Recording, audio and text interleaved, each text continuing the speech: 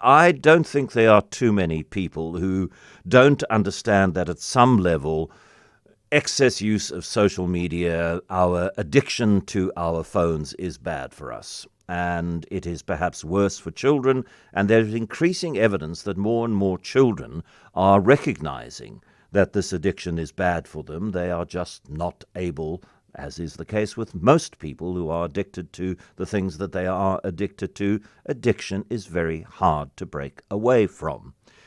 What the Australian government is proposing is to ban social media access for children under the age of 16.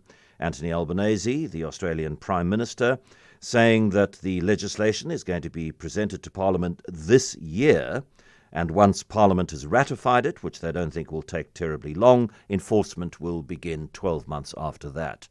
Children who already are on social media will be allowed to continue being on social media, which is interesting. And you will not be able to say, I believe as a parent that the rules that I have set up for my 14-year-old child are sufficient and I give parental consent. You will not be able to do that. Kate Farina joins us now, founder of a group called Be in Touch. Kate, good afternoon to you. What's your initial response to the Australian proposal? Afternoon, John. And just as you were giving the weather report, the winds of change are not just blowing in Cape Town, they are blowing worldwide. And this is one of them, with this massive shift in thinking we've had in this last 6 months about what the real impact has been of our kids being on smartphones and on social media apps, and what it is doing to their childhood and to their development. So, yeah, we think this is a really good thing. Australia is taking the lead in this, and it's going to be a groundbreaking step. The big thing that they have to get right is that they've got to have proper age verification systems in place, and that's what they're busy looking at and trialing, because, of course, it can't just be a check your birth date or confirm that you're over 60 kind of a process.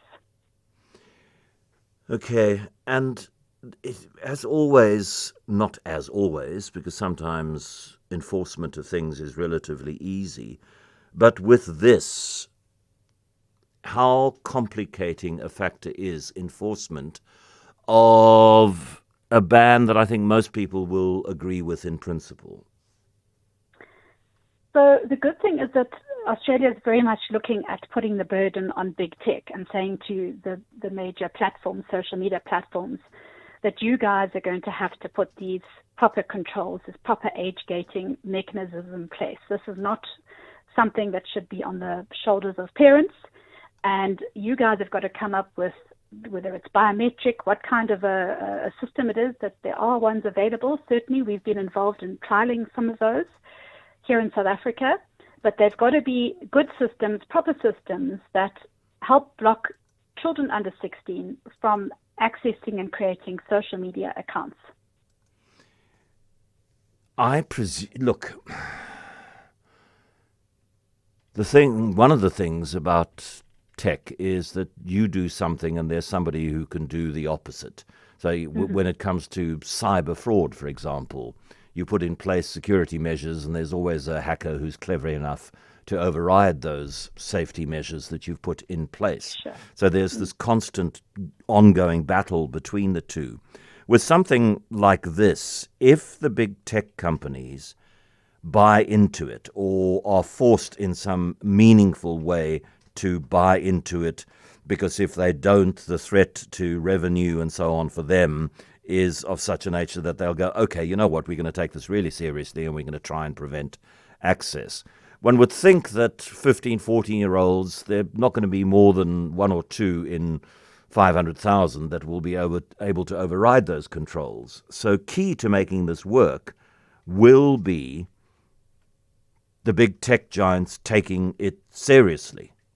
Yeah, and being forced to on a country-by-country specific basis. So Australia is going first. The US is tied up in a lot of litigation at the moment around this. We've had a couple of states like Utah trying to break free and set their own legislation around this. And interestingly, they would be going for 18 as a minimum. And you've seen Norway as well recently announcing that they're looking at setting a minimum of 15. But yeah, the world is turning, and big tech is having to come to the party. Whether the age gating mechanisms that are going to be integrated into their platforms are things like anonymous facial scans, biometric age verification mechanisms, which are available and have been tested. We don't know yet what that's going to look like. And there's always ways in which children will try to get around this, maybe get an older sibling to scan their face and get into an account. But I think the important thing that this does is it creates this ability of a parent to be able to say, social media is now being properly regulated. It hasn't been regulated up to now, and it's now being regulated. And I'm not saying no forever, but I'm saying no for now. And when you are 16, we can then consider looking at giving you social media accounts. But this is what the world is now saying and is looking at, is that at a minimum, we should be looking at age 16 as entry level for the popular social media accounts. And we need to include YouTube in that, by the way, because very interestingly enough, Australia is including YouTube in this conversation. Up to now, they have been flying under the radar while TikTok, Snapchat, and Instagram all take a lot of heat. But YouTube is a big social media platform that also needs to be considered as governments legislate around this. Sheila says, I think big tech and parents should be equally held responsible for the underage children. I don't think 16 and under children even need a smartphone. And the thing about getting legislation and big tech involvement removes that thing of parents or a particular school instituting policies and trying to enforce those policies, and the children who are affected by those policies are engaging outside of school, outside of their family, with other children who aren't subjected to the same controls, and that creates all sorts of dynamics on its own.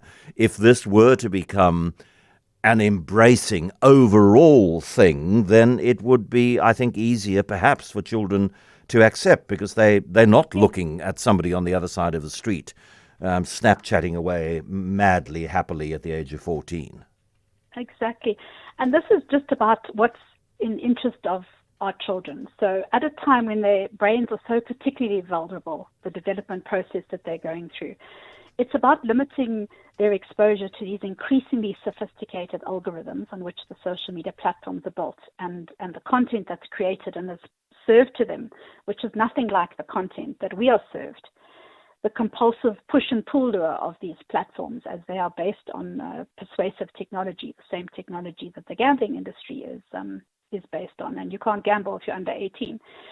And then also the host of missed opportunities as a result of time spent online, besides the fact that it's a dark portal. Most of the really hard stuff, the cyberbullying, grooming, predation, sexual harassment, sextortion, pornography, is all happening on social media platforms, not happening on, what you browse on your home computer.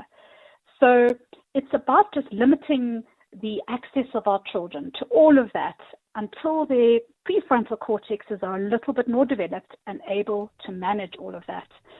And there are experts in the field, by the way, who advocate that this should not be accessed until 25, given how long the prefrontal cortex takes to actually develop. So if you think about that, then maybe 16 is not such a bad age to at least start with. Thank you very much, Kate Farina, founder of Be in Touch.